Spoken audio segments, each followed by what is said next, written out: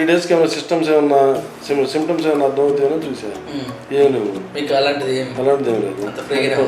మళ్ళీ ఇంటికి వెళ్ళిపోయి 4 months ఫస్ట్ ఒక 30-40 days అయితే ఇంటికి వెళ్ళిపోయి ఇంట్లోకి వెళ్ళేవాడిని కదా. అసలు పైన పెంట్ హౌస్కి వెళ్ళిపోయి పైన ఇంటి వాటితో పైన స్నానం చేసి పైన ఉండేది. నేను ఆ రోజు నా ఎమ్మెల్యే భిక్షపతి యాదవ్ గారు నాతో బాగానే సహకరించేవాళ్ళు, నాతో బాగానే ఉండేవాళ్ళు, నన్ను బాగానే ఎంకరేజ్ చేసేవాళ్ళు.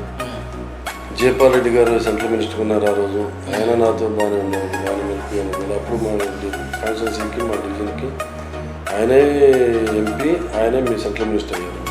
శ్రీనివాస్ గారు అయితే అందరూ ఎవరైనా కూడా దాదాపు అదే చెప్తున్నారు, లాక్డౌన్ సమయంలో చాలా హెల్ప్ చేశారు. ఈ సహాయ సహకారాలకు ఈ కార్పొరేట్ టికెట్ ఆశించడానికి సంబంధం ఉందంటారు. ఇంకా ఎవరు చెప్పారు మీకు ఆ విధంగా? అంటే దాదాపు ఎవరిని అడిగినా కూడా లాక్డౌన్ సమయంలో ఏ ఒక రాజకీయ నాయకులు తీసుకున్నా కూడా స్వచ్ఛంద సంస్థలు వచ్చినాయి, అన్నీ ఎవరికి తోచిన విధంగా వాళ్ళు చేశారు. ఓన్లీ రాజకీయ నాయకులు అని చెప్పలా, నేను వాళ్ళతో పాటు నేను ఉండి నా శాశక్తుల మీద నేను ఇచ్చేసా. కానీ అందరూ ఎవడు సొంతగా ఇంట్లో నుంచి తెచ్చి మొత్తం ఈ 6 నెలలు 2 months ఫస్ట్ 60 days ఎవడు జేబులో సొంతంగా తెచ్చి మామూలు తోసి పెట్టింది ఏం లేదు. అందరం మేము స్వచ్ఛంద సంస్థలు కలుపుకున్నాం, మాకు తోచిన సాయం మేము చేసాం.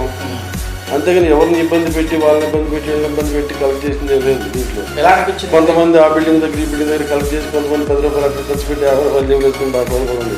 అలాంటి పరిస్థితులు కూడా ఎప్పుడు లేవు మాకు.